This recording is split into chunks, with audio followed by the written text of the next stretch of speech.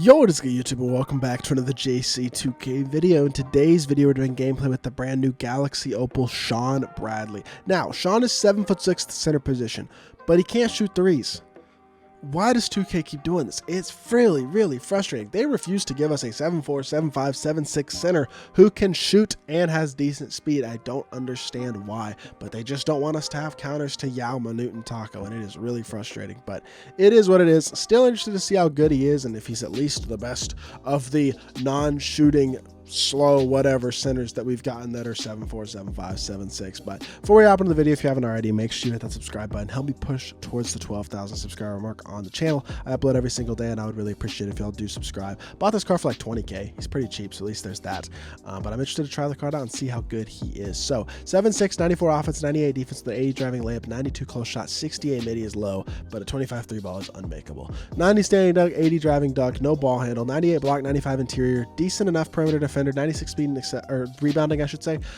59 speed and excel is slow, but it's not horrific. Like, it is manageable for somebody his size. If they gave him a 73 ball, this car would actually be pretty damn good. 20 hoffs. He's got aerial wizard, back down punisher, bully, drop stepper, masher, postman, posterizer, rise up, break starter, needle fetter, post playmaker, vice grip, anchor, challenger, chase down artist, post lockdown, pogo stick, workhorse, box up, eastern brick wall, as well as gloves. So he's got mostly defense and finishing badges. Badges to add on him: fast twitch is 1, limitless takeoff if he's got good dunk animations is 2. I would ignore all the shooting badges because they're basically useless.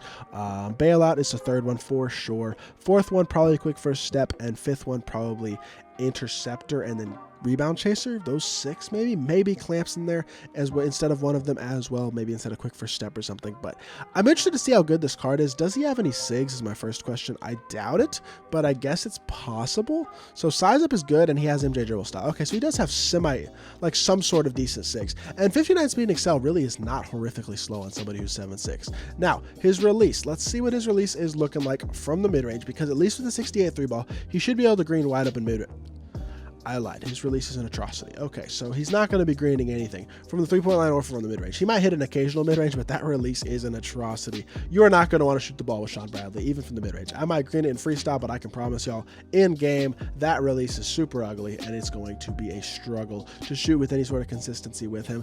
I just don't see Shawn Bradley being realistically all that great. I think he's going to be the best of the Cymbalar, George Mershon, Amethyst Taco, Diamond Bull, Mark Eaton, Diamond Bobon, Mark Eaton, etc. He's the best of those cards, sure, but he's still really mediocre, which is a real shame because I thought this card had a lot of potential. I thought we were finally going to get ourselves the budget Yao, Taco, Manute counter, and unfortunately, that just does not seem to be the case, which is really frustrating to me, to be completely honest, because the complete inability to shoot really does kill the card, and he had a lot of potential outside of that. So it is what it is, but let's hop into a game. Let's see at least what he can do with his size.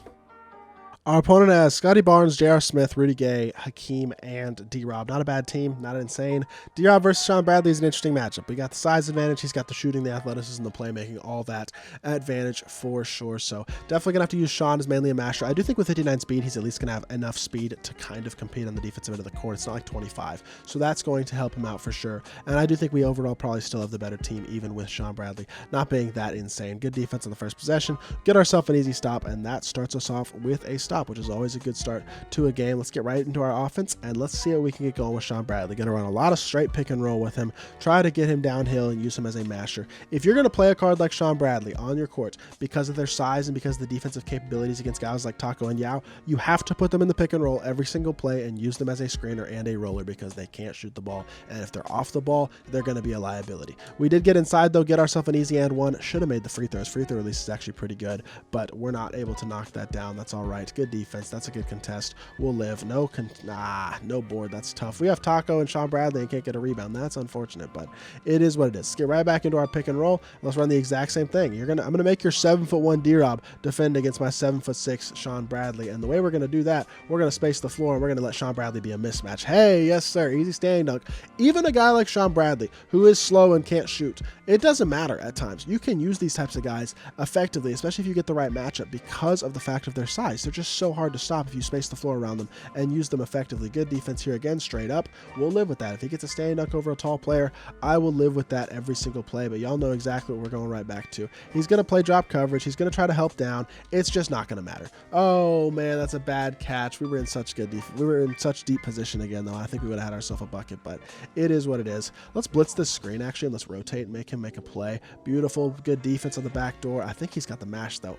He did. I shouldn't have jumped with Taco. We were actually in front and had decent positioning, but now we're down 6-4. Couple of not great possessions, unfortunately, but it happens. It is what it is. Let's get right back into our offense and see if we can get Shawn going. The other thing about this offense is it's super predictable. That's the one thing that I'm not a big fan of, is the fact that it is so predictable, because if you don't get it going, it's tough, man. If you don't score, it's going to be really, really tough to use this type of card consistently, because you have to put him in the pick and roll. He can't do anything else except for set screens on the offensive end of the court, because any smart defensive player is just going to sag off of him every single play. Now, he's a huge mismatch. That should have been...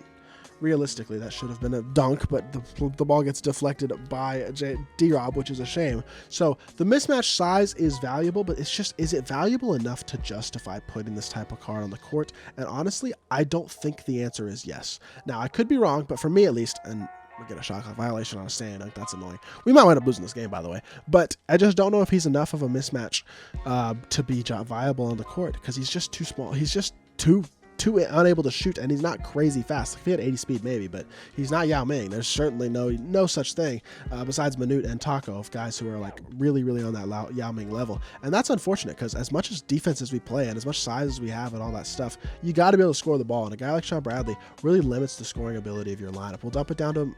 Does that pass really not get through? How does that not get through? That looked like it was going to be an easy dunk, but Takeem reaches out and steals it, and we are really, really struggling on the offensive end of the court after these first couple possessions. The first couple possessions were... No way I didn't get that steal. I read what he was doing perfectly, clicked on to Thurl, and was right there. Click X to get myself the steal, and they just don't give it to me. That is so damn troll. Dump it down to Shawn. There we go. Standing dunk. If you get him in any sort of favorable positioning, he is going to be a real threat, but you just have to find a way to get him in that sort of favorable positioning with any consistency, as he makes a heavy off of a foul and gets an A1. I do not like using these types of cards, man. He's slow. I know he's not as slow as guys like Mirasan and Eaton or whatever, Mirasan and Sim and guys like that, but they're slow, they can't shoot, they limit your offense so much. It's just so frustrating using this type of card in my team. As we only have 6 points in this game, we're forced to go pick and roll every single play. I could 3-hunt off the screen probably, and maybe I should try to do that more with Steve Smith, but the only real offense that we have that's any sort of consistency, that has any sort of consistency with it, is just mashing, and that's a real shame. And because I didn't take advantage of my mismatch there and I tried to get myself a 3, we don't wind up scoring because the defense has time to get out in rotation, which is fun. It's just having the time of my life, man. Just having the time of my life using this type of card. Why does 2K insist on making Yao, Taco, and Manute the only true giants in this game that are actually worth using? It is so frustrating to me. I mean, we can score on the inside pretty much every possession or close to it if we're just pure mashing, but it's not fun. It's boring. It's frustrating. And it's not really a true counter to Yao and Taco and guys like that and Manute either. I mean, because they're just not good enough. It's just, they're not good enough to cards to really be true counters, which is really, really frustrating, because I would like to use these cards and have the budget counters, but this year they seem very insistent on not giving us those budget counters, and I really don't know why. And again, my offense is so limited because of the cards I have on the court that there's almost nothing I can do in that type of position, because there's a really good chance that ball is going to get stolen. Good shot by my opponent. This game's over, man. We're down 7. I can't score enough to get it going. I think if I try to 3-hunt, I might be able to score enough. But dumping it down to Shawn again. He gets blocked by Scotty Barnes. Nope, I'm done with this card. Oh my gosh, I'm so annoyed. Another offensive rebound. Okay, whatever. I'm just gonna move on. Let's hop back to the main menu. Let's review the card. This card frustrates me because he had such potential. I've been so frustrated by all these Symbol R's and George Mersons and Shawn Bradleys and Mark Edens, etc., etc., etc. All the guys who had the potential to be the Yao and Taco counters, and now Manute, who's even better than both those guys. They just refused to drop a good budget counter. They just refused to do it. Your best budget counter is still 7'2" Peter Goodmanson, which is just a complete joke in this game. It just frustrates the heck out of me. This is one of the things that's frustrated me the most about this game, is the fact that they've refused to drop budget counters to these guys like Taco, Yao, and Munu, who are the most pay-to-win cards we've ever seen in my team. It is just ridiculous, it's frustrating, it's stupid, and I don't like it. And Shawn Bradley's just another one of those guys. So I apologize for all the complaining that I've done in this video. I know that's not typically what I try to do in my videos, and I hope it isn't too annoying. And if y'all clicked off the video, I understand, but this really gets on my nerves, man. Just do better, 2K, please. It's gonna do it for this video. Hope y'all did enjoy. If you did, make sure you hit that like button, leave a comment, and subscribe. I'll be back with more 2K content very, very soon, and I appreciate y'all. Peace.